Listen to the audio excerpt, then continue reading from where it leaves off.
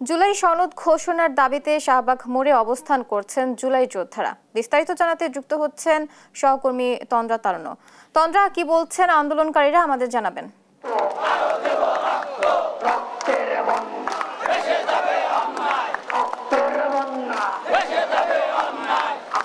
বুবলি, গতকাল বৃহস্পতিবার থেকে কিন্তু তারা যে এখানে শাহবাগ মোড়ে অবস্থান করছেন এবং তাদের যে আসলে অবস্থান কর্মসূচি ছিল যে তারা এখানে থাকবেন এবং তারা কিন্তু সেটিই করেছেন। গতকাল তারা এখানে সারাদিন থাকলেও রাতেও ছিলেন এবং আজকে সকাল থেকে আমরা দেখেছি জুলাই যোদ্ধা যারা রয়েছেন তারা কিন্তু এখন অবস্থান করছেন এবং তাদের যে 3 দফা দাবিটি ছিল সেটি কিন্তু তারা এখন বলছেন তাদের দাবি না মানা পর্যন্ত তারা এখানে থাকবেন। তাদের দাবিগুলোর মধ্যে যেটি ছিল যে জুলাই ঘোষণাপত্র, জুলাই সনদ প্রদান এবং স্থায়ী বিধানে আসলে সেটি যুক্ত করার যে দাবিটি ছিল সেটি কিন্তু তারা এখনো বলছেন যে তাদের এই দাবিগুলো না মানা পর্যন্ত তাদের যে অবস্থান কর্মসূচি সেটি কিন্তু জারি থাকবে এবং সেমনটাই কিন্তু আমরা দেখতে পাচ্ছি। এখন কিন্তু যদি বলি শাহবাগ মোড়ে এখানে কিন্তু বৃষ্টি পড়ছে এবং তাদেরকে দেখতে পাচ্ছি তারা কিন্তু এই বৃষ্টির মধ্যেও তারা এখানে আছেন এবং তারা বলছেন যে আসলে তাদের দাবি না মানা পর্যন্ত তারা এখানে থাকবেন। জুলাই সনদ প্রদানের ব্যাপারে তারা যেটি বলছেন যে আসলে এটি যদি প্রদান না করা হয় তারা আসলে হুমকি মনে করছে, কিন্তু তারা বলছেন এবং যে তাদের আসলে জুলাই সনদ তাদের আসলে স্বীকৃতি দেওয়াটা অনেক বেশি জরুরি হয়ে পড়ছে। আমরা কিন্তু তারা বলছেন আমরা চেষ্টা করবো একটু একজনের সাথে একটু কথা বলার। ভাইয়া, আপনারা জুলাই সনদ দরকার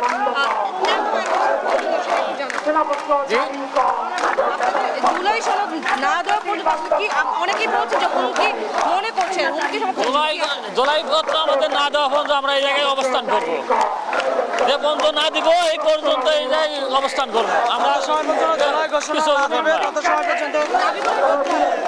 আমাদের দাবি আমাদের জুলাই ঘোষণাপত্র এবং জুলাই সনদ এবং আমাদের যারা আহত ভাইরা আছে এখনো হাসপাতালে আমাদের সুচিকিৎসা দিতে হবে, এই আমাদের দাবি। যেমন বলছিলেন যে আসলে তাদের যে দাবিগুলো রয়েছে যে তাদের স্বীকৃতি প্রদান করতে হবে সেটি কথা বলছেন। এখানে কিন্তু আজকে জুলাই যোদ্ধাদের মধ্যে আমি যদি বলি এখানে আহত যারা আছেন তারা তো রয়েছেন, এই পাশাপাশি জুলাই শহীদ পরিবারের সদস্যরাও কিন্তু আছেন। আমরা একটু একজনের সাথে কথা বলবো। আপনি বলছিলেন আপনার ছেলে শহীদ হয়েছে, আপনার জুলাই আজকে দেখেন আপনি, আজকে আমাদের সন্তানদের যারা এই দেশের জন্য শহীদ হয়েছেন, আমি শহীদ মিরাজ হোসেনের বাবা আব্দুর রব যাত্রাবাড়ি, আমি আজকে এখানে আসার কথা ছিল না।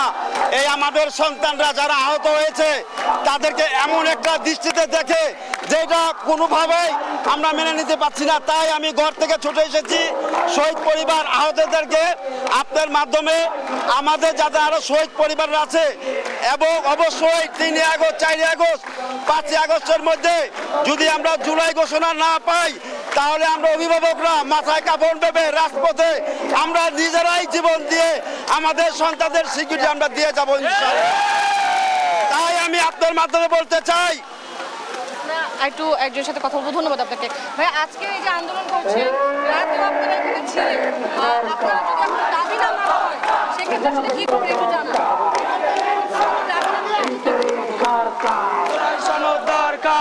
ওনাদের যে দাবিগুলো ছিল শহীদ পরিবারে যারা রয়েছেন তারাও কিন্তু এখানে এসেছেন এবং তারা যদি বলছেন যে আহত যারা রয়েছেন তাদেরকে স্বীকৃতি দেওয়ার কথা কিন্তু তারা জানিয়েছেন। যারা এখানে আন্দোলন করছেন, অবস্থান কর্মসূচি যদি বলি যে পালন করছেন, তারা কিন্তু আসলে বলছেন যে এই জুলাই সনদ সংবিধানে লিপিবদ্ধ করতে হবে এবং সংবিধানে লিপিবদ্ধ না করা পর্যন্ত তারা তাদের যে আন্দোলন সেটি চালিয়ে যাবেন।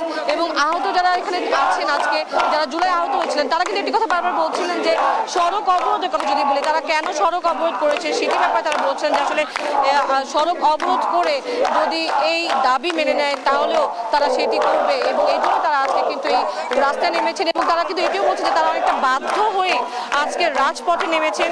ঠিক যেমনটা তারা 1 বছর আগে রাজপথে যেভাবে নেমেছিলেন সেভাবেই কিন্তু তারা গতকাল থেকে আবারও রাজপথে নেমেছেন যাতে তাদের যে দাবিগুলো রয়েছে সেই দাবিগুলো যেন মেনে নেওয়া হয়। আমরা আর একটু চেষ্টা করব 1-2জনের সাথে কথা বলার যে আসলে তাদের যে দাবিগুলো যদি মেনে নেওয়া।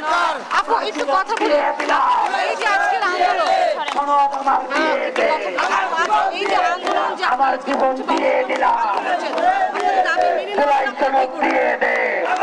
আমাদের দাবি যদি মেনে না তাহলে আমরা এই রাজপথ থেকে চলে যাব।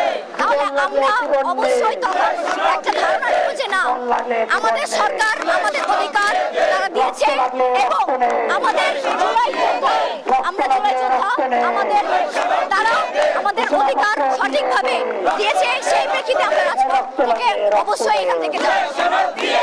যেমন বলছিলেন যে আসলে তাদের যে দাবিগুলো রয়েছে সেই দাবিগুলো যদি মেনে না নেওয়া হয় তারা রাজপথ অবস্থান করবে এবং তারা এখানেই থাকবেন যতক্ষণ না পর্যন্ত তাদের দাবি মানা হবে। তো বুবলি, এই ছিল আমার কাছে শাহবাগ মোড় থেকে সর্বশেষ।